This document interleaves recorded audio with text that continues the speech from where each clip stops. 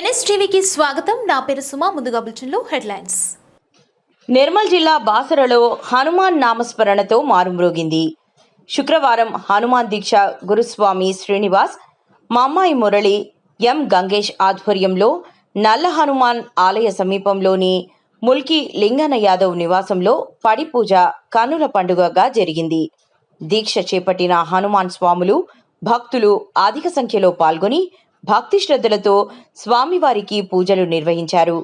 ఉత్సవమూర్తికి పంచామృతాభిషేకం, వివిధ పండ్ల రసాలతో అభిషేకాలు తదితర పూజలు నిర్వహించారు.